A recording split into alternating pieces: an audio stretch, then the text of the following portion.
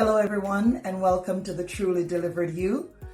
If you've ever heard the term deliverance and wondered what it really means from a biblical perspective, you're not alone. Today, we're going to explore the powerful truth about what deliverance is, why it's a vital part of our walk with Christ, and how God's power can set you free from every bondage. There's a word we often hear in church, in prayer circles, in midnight cries for help, and that word is deliverance. But what does deliverance truly mean? Is it just about casting out demons, or is there something deeper, something more sacred and transformative that God wants us to understand? If you've ever wondered whether deliverance is a one-time moment or an ongoing journey, this message is for you. Today we're going back to the Word of God, not tradition nor trends, to rediscover what deliverance really is and why it still matters for you right now. So let's dive into what biblical deliverance really is, how it works, and how you can start your journey to spiritual liberation today. Stay with me because your freedom is closer than you think. Don't forget to subscribe for more empowering content and click the notification bell so you never miss an update. Your breakthrough begins today.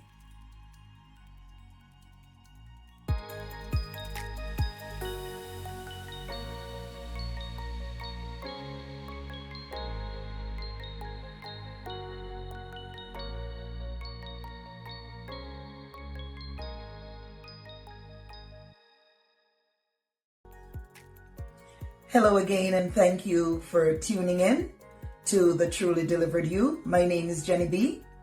And the last time we were here, I mentioned that deliverance is not just a one-time event, it is an ongoing process.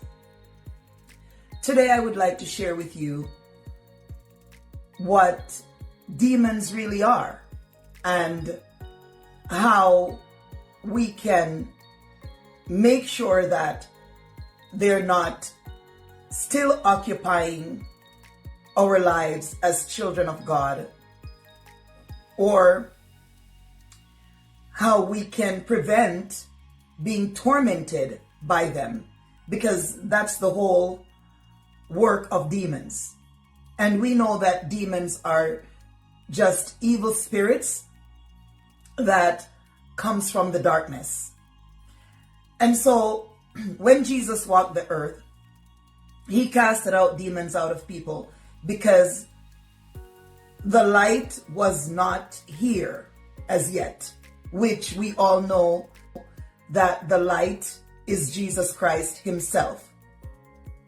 Which is why when demons would encounter Jesus, there is a passage of scripture in the Bible that said when they encountered him, they said, why are you here to torment us? Our time have not yet come. Now, demons know that they should not be occupying a human body. They know that they're in violation. And this is why Jesus came to set us free from them, because they are attached to sin. If you're not keeping your body, if you're not keeping your heart and your mind clean, it is possible for demons to enter your body. Now, children of God should not have that issue with demons living inside of their bodies, because now we are in the kingdom of God. We have been washed in his blood.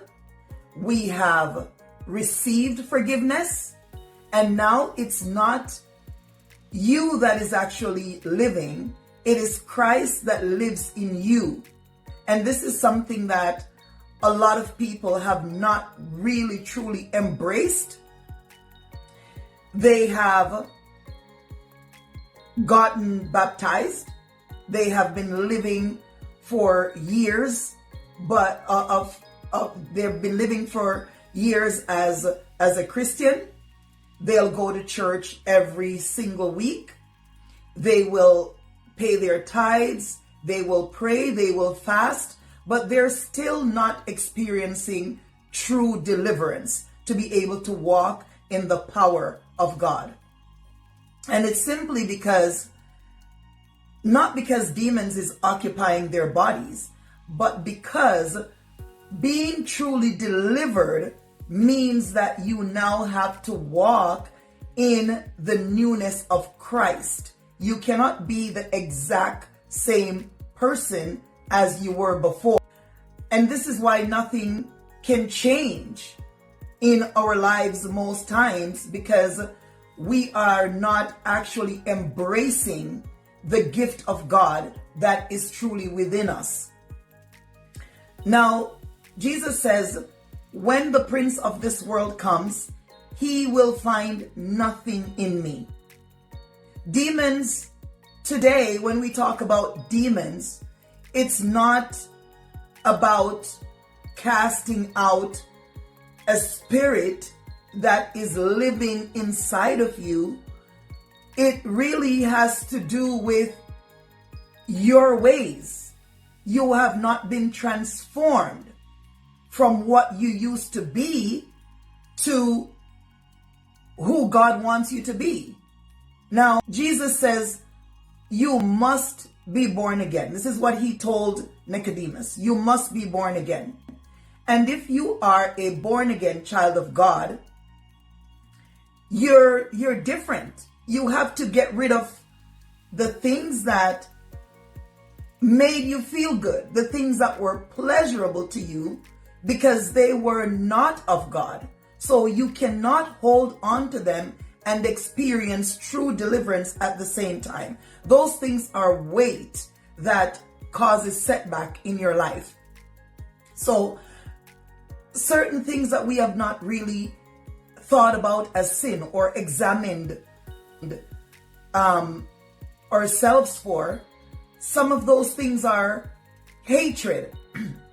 Some of those things are anger. Some of those things are envy, jealousy. It eats away at us. And as long as we are giving way to those things, we cannot actually be delivered to be who God wants us to be. Jesus says, you will know the truth and the truth will make you free. And if you are in the kingdom of God, your thinking have to be different. Your ways have to be different. Your behavior have to be different. And so Jesus, he said, how can people know that you are my disciples? How can they know that you are of the kingdom?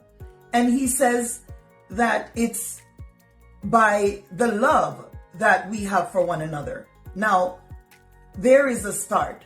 There is a place that we can work from, and that is where we now embrace the love of God that is within us. We embrace his forgiveness.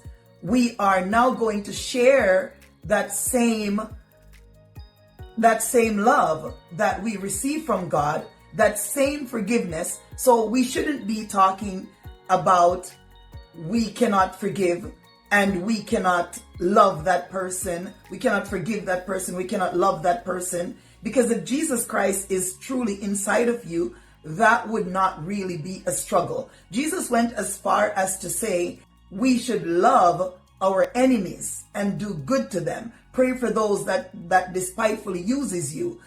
All of these things that he was teaching, he was actually teaching what it looks like, what a person who is of the kingdom actually looks like, what their behavior is actually like. You cannot be the exact same person. And I'm sure that you've come across Christians who say they have been saved for many years and their behavior is still the same. They don't seem to have made any changes. You have Christians who are walking in fear, and the Bible says that perfect love casts out fear. In that same passage of scripture, it says that fear has torment. And so why many of us are not showing the joy of the Lord in our lives is because we are truly tormented inside. And so it may seem as if we have a demon, but a child of God who is baptized and now you're in the kingdom of God, you cannot be possessed with a demon. As long as you have repented, you have been baptized, you have received the gift of the Holy Spirit, you cannot have a demon possessing your body. What the problem is that you have not been working on renewing your mind. You have not been doing the things that the Word of God says that you should do. You're still holding on to the things of the past. And as long as you are holding on to the things of the past, you cannot have the fullness of Christ within you. So today I am going to challenge you. We cannot talk about every single thing today. But like I said, this is a journey that we're on, and we are going to complete that journey together as we walk in Christ. So I'm challenging you today to examine yourself, because that's what the Word of God says. We have to examine ourselves to see if we're truly in the faith, to see if we're truly walking in the truth of God. Jesus says that by their fruit you will know them. And so one of the fruit that we should also be showing as a child of God when we're truly walking in Him is the fruit of self-control. Now, many people of God still struggle with self-control, which is why we are still able to continue doing the things that we do, because we don't have the power of resistance. When you have self-control, you have the power of resistance. So today I am challenging you again to examine yourself, see where you have fallen short, see where you need to work on yourself in order to prepare for the kingdom, because we are the light of the world. And Jesus encouraged us to shine our light so that others will see our good works and they will glorify Him. And we cannot be walking in sin and having our lights shine at the same time. And this is why we are not empowered to do so. We are still hiding our light under the bushel because we're not confident that we're truly walking in the love of God. So think about it. Trust God that the work that He started in you, He is faithful to finish it. But it is also necessary for you to do what He says. And a big part of our deliverance has to do with us obeying God. The most major part of our deliverance has to do with us obeying God, walking according to His word and His truth. Thank you so much for tuning in. Let us pray. Almighty God, Father, I give you the glory, honor, and praise, because there is no other God beside you. There is none that is greater than you. There is none that is more mighty. There is none that is more holy, righteous, or just. And so, Lord, thank you for the privilege to be able to come to your throne of grace boldly. Oh, Lord, my God, you are awesome. Hallelujah. Glory to God. Father, I pray right now that you will help us, Lord, in our situations that we will be able to overcome our struggles and those things that is setting us back, Lord, from reaching our full potential in living in your likeness.